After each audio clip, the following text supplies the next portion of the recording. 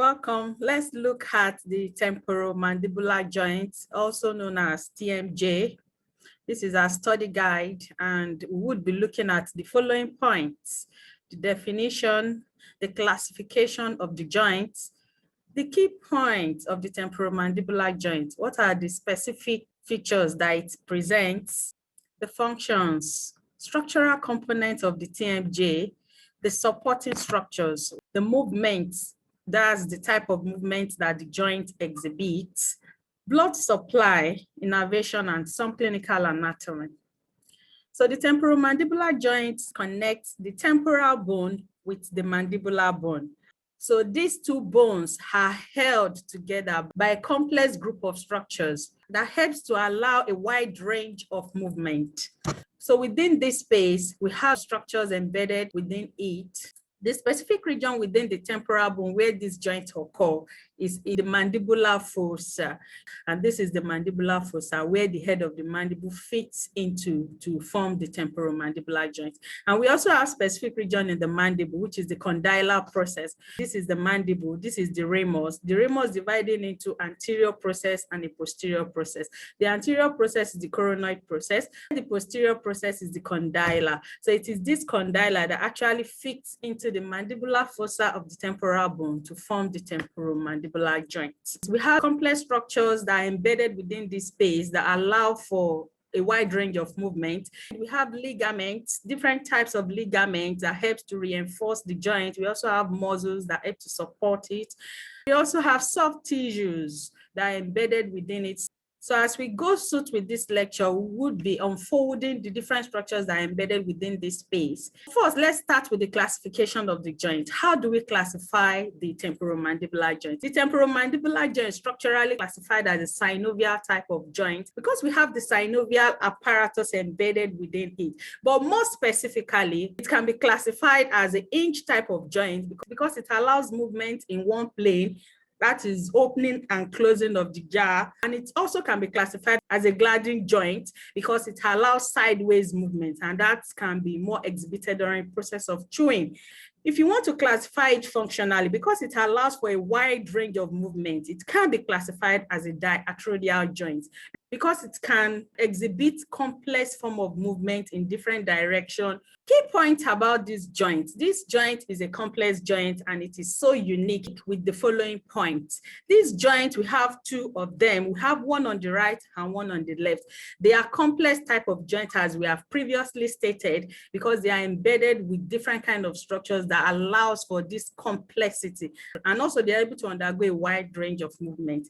And this is able to support the day-to-day need of human life, such as talking, chewing, biting, yarning, and so on. Without the temporomandibular joint, all these activities may have never been able to be exhibited. The right and left temporomandibular joints are the only joints in the body that function as a single unit. Unlike the other opposing joint that we have in the body, like the shoulder joint, the knee joint, they can function as a separate unit. But the temporomandibular joint function as a single unit because movement actions that are undertaken on the right side have dependent consequence of what will happen on the left. The action of the two joints are dependent on each other, so they tend to function as a single unit. And these joints are also so unique because the articulating surfaces do not come in contact with each other. The mandibular fossa that is created within the temporal bone and also the condylar process on the mandible do not have direct contact with each other. But as we follow suit, we will be able to see why this is so. And this uniqueness tends to allow for a wide range of manipulation between the two articular surfaces. So they are able to undergo a complex form of movement. Functions of the temporomandibular joint include, as we all know, the opening and the closing of the jaw. We are able to open and also close your mouth through this joint because of the action that these joints present. They also hate speaking. I'm able to talk because of the temporomandibular joint, chewing and also biting. Yawning, which is an involuntary action, is also being allowed by the temporomandibular joint. It allows for the alignment of the upper and the lower dentation. You're able to align it properly on top of each other because of the temporomandibular joint. And this is important during the process of mastication, because you are able to grind. So the surfaces are supposed to be well aligned so that the grinding process can, of course, occur efficiently. The linking bone are the temporal bone and the mandibular bone. We've stated this before. There are specific areas within these bones that this joint is formed. The base of the temporal bone, what specific region that the temporomandibular joint is formed. The temporal bone is divided into two parts. We have the squamous part and the petrous part. The squamous part is in the upper part, while the petrous part is in the lower part. In the petrous part, which is a thicker part, there is a lot of transformation that is presented within this space. We have the zygomatic process, which is an extension that extends to be attached to the zygomatic bone. We have the styloid process, which is a pointed eminence that is basically for the attachment of muscles. Then we have the mastoid process, which also is for muscle attachment. Then we have the external acoustic meatus, which is the opening for the external here. And we have the mandibular fossa. The mandibular fossa is our target point here. This is a depression onto which the condylar process of the mandible fits into. We also have the articular tubercle. The articular tubercle is like a projection that is seen on the anterior part of the mandibular fossa. This articular tubercle has a specific function in the formation of the temporomandibular joint. While we follow suit with this lecture, we would be able to understand the relevance of this articular tubercle. This is just a projection that is seen on the anterior part of mandibular fossa. Then we have the mandible as a second linking bone, but the specific area of the mandible that is connected with the formation of the temporomandibular joint is the condylar process. That is a rounded end. We have the body of the mandible, we have the ramus, which is a vertical elongation that further divides into two. We have the anterior part, the coronoid process, and the posterior part, the condylar process, that is separated in between by the mandibular notch. So this is the mandibular notch separating the two processes. The coronoid process is for muscle attachment, while the posterior part is our target site for the purpose of the formation of the temporomandibular joint. We have the condylar, and after the condylar process, deep down, we have a constriction that is called the neck. So it is this rounded head that actually fits into the mandibular fossa of the temporal bone that we described in our previous slide. So first, we have the linking bones, which are the condylar process of the mandible, and we have the mandibular fossa of the temporal bone. The articular surfaces of these bones are lined with fibrocartilage. Then we have the intraarticular disc. We would see what this means as we follow suit. We have the synovial compartment and we have the articular capsule. So let's try and take these structures one after the other to see what they present during the formation of the temporomandibular joint. So for the condylar process of the mandible and also the mandibular fossa of the temporal bone, this is the temporal bone and this is the mandibular fossa. This is the mandibular bone and this is the condylar process. It is these two surfaces that form the temporomandibular joint. But these bones are not just presented the way they are lined with a fibrocartilage. And so we have them on the mandibular fossa. We also have them on the entire circumference of the condylar process. And what this covering does is to protect against wear and tear and also to protect them against friction. We have the intraarticular disc. The intraarticular disc is like a fibrocartilaginous disc embedded within the space that this joint is to be formed. In between this space, we have a fibrocartilaginous structure contoured or placed between them. And this disc of cartilage is avascular and also lack innervation. So it does not have blood supply and innervation. But posterior to this structure, we have a tissue that is called the retrodiscal tissue. This retrodiscal tissue forms the posterior continuation of the intraarticular disc. So at the back is where you have the retrodiscal tissue. And this tissue is richly vascularized and it has innervation. Compared to what the intraarticular disc presents, this does not have innervation and blood supply, while this does. The function of this is to counter the pulling effect of this joint. And this is the retrodiscal tissue. And what this does basically is to divide the joint cavity into two. You can see it. It is dividing it at the center, thereby dividing it into upper compartment and lower compartment. So this is what the intraarticular disc and the posterior continuation of it, which is the retrodiscal tissue, tend to create in the formation of the temporomandibular joint. So what's the function of this intraarticular disc? They help to reduce friction so that the condylar head and the mandibular fossa will not have direct contact with each other. They also help to absorb shock. When we have a sudden impact around the temporomandibular joint, it helps to absorb the effect.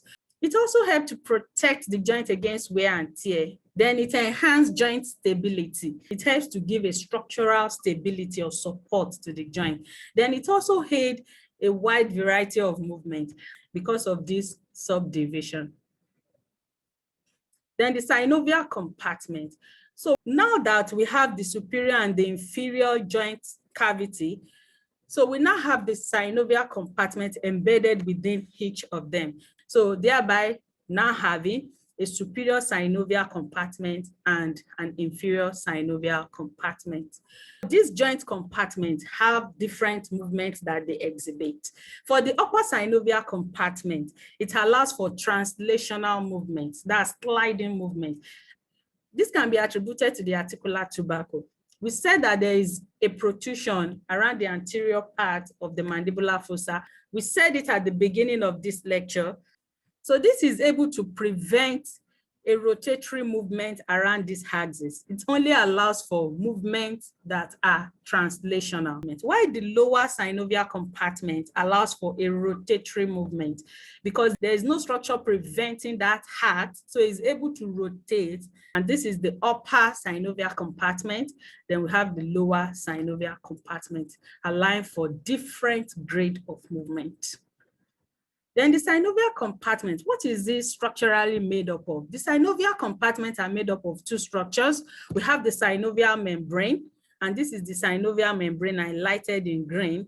So this is the synovial membrane, and we have the synovial fluid that is embedded within the synovial membrane. The synovial fluid is a clear viscous fluid that tends to lubricate the joint. It also provides nutrients for nourishment. And this fluid is secreted by the synovial membrane within this space.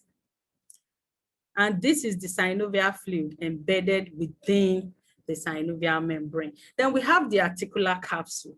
The articular capsule is a tough membranous structure that encircles the entire joint space. You can see that this joint is well padded and well structured. And all these structures embedded within this space are also further being enclosed by the articular capsule, which is made up of tough fibrous tissue. This is to further strengthen or support the joint cavity.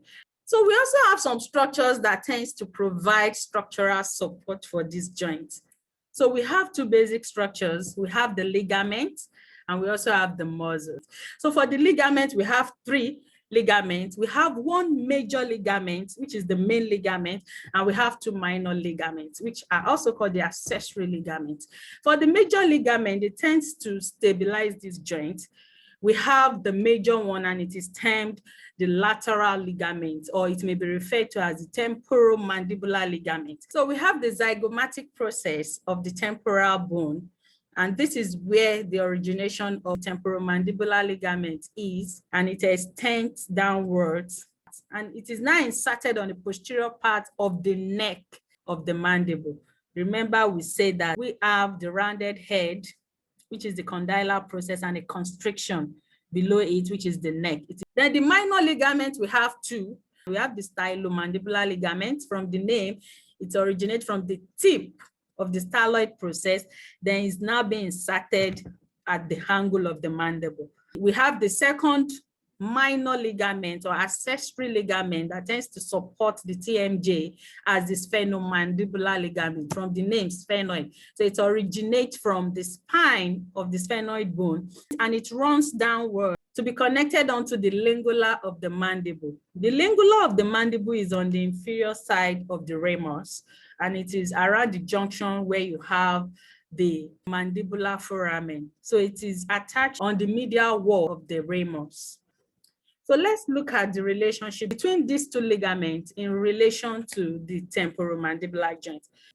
For the main ligament, which is the temporomandibular ligament, we have the ligaments blending with the joints. So they have direct effect on that joint, and that is why they are major supporting ligaments. Then we have the other two ligaments, which have the stylomandibular ligament and the sphenomandibular ligament. They run to and fro the joint, but are not connected to the joint capsule. And this is why they are referred to as an accessory supporting ligament. They do not have direct impact, but they have indirect impact on this joint. Then we have a muscle that also helps to support this joint, and that is the lateralpterygoid muscle. The lateralpterygoid muscle has two heads.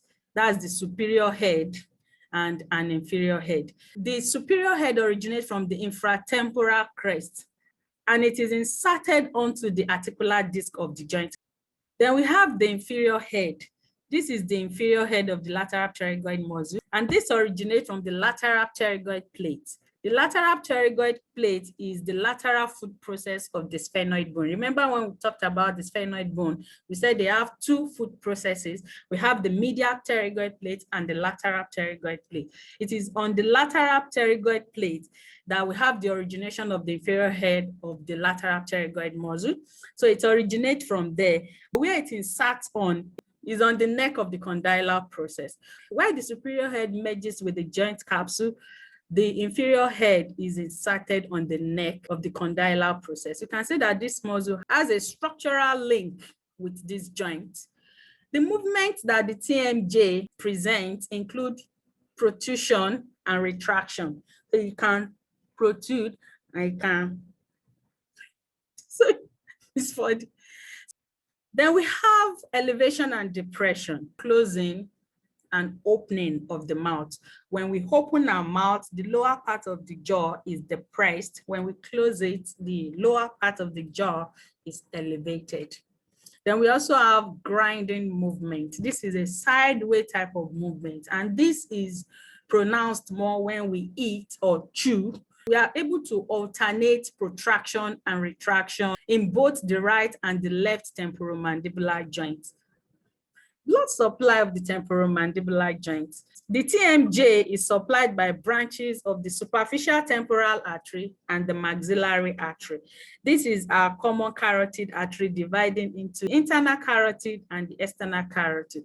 We said that the external carotid artery supplies structures around the face, neck, the lower part of the head. But this external carotid artery, of course, gives off a number of branches. We have the superior thyroid artery, the lingual, we have the ascending pharyngeal, the occipital artery, posterior auricular. Then we have two terminal branches that their emergence is around the neck of the mandible. This is the mandible painted in black, this is the neck, and this is the condylar process. So we have the terminal division of the external carotid artery around the neck of the condylar process that forms articulation with the mandibular fossa of the temporal bone. So as soon as they emerge at this point, the maxillary artery and the superficial temporal, they give off branches to supply this joint.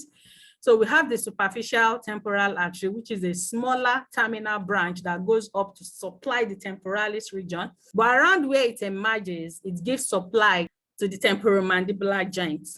Then we have the maxillary artery, which is a bigger terminal branch that emerges also around the neck region, then runs to the face region where it supplies structures around that part. But of course, from where they emerge, they also contribute to the arterial supply of the temporomandibular joint. Now the innervation. The temporomandibular joint is innervated by branches from the mandibular subdivision of the trigeminal nerve, which is the cranial nerve 5.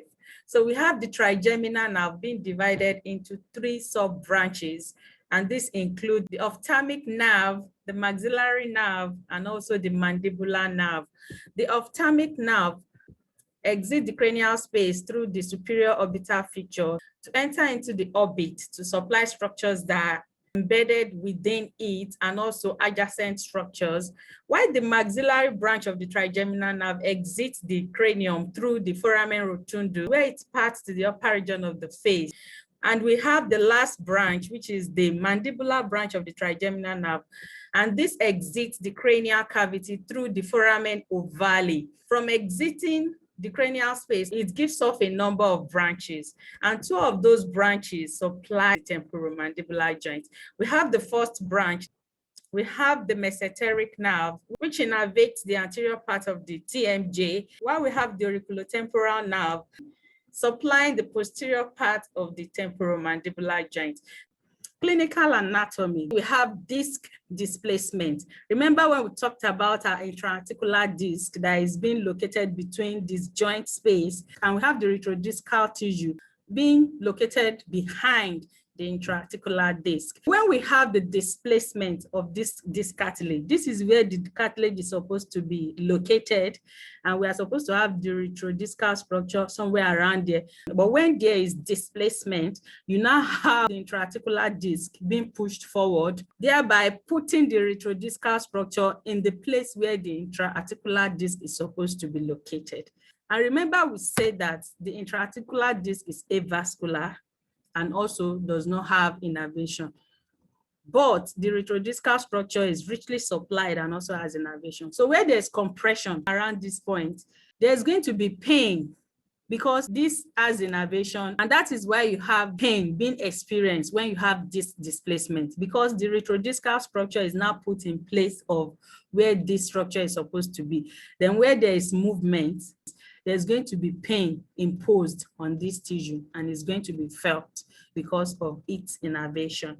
Then you could have disc perforation. This disc can be perforated, and this is what we present here. You can see there are holes within the intraarticular disc. And when this occurs, it tends to reduce the functionality of this disc, even when it is well placed. Then we could have the dislocation of the temporomandibular joint itself. This means that the head or the condylar process is being displaced out of the joint space. This is where the head is supposed to be. When it is displaced out of place, is not where it's supposed to be, that is termed dislocation. And this, of course, because the inability to close the mouth, and also it may cause damage to some nerve. And we could have arthritis, which is inflammation of the temporomandibular joint. And this can occur as a result of diseases or injury. Possible treatments include anti-inflammatory drugs. Surgery may be used to correct some of the deformities. So this is our brain task. And the first question states that we should describe the morphology of the temporomandibular joint. The second one states that we should describe the blood supply and the innervation of the temporomandibular joint. These two have been well discussed.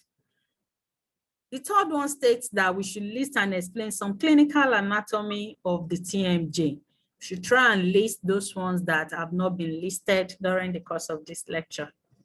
So thank you for your time. Let's continue to stay tuned for more updates.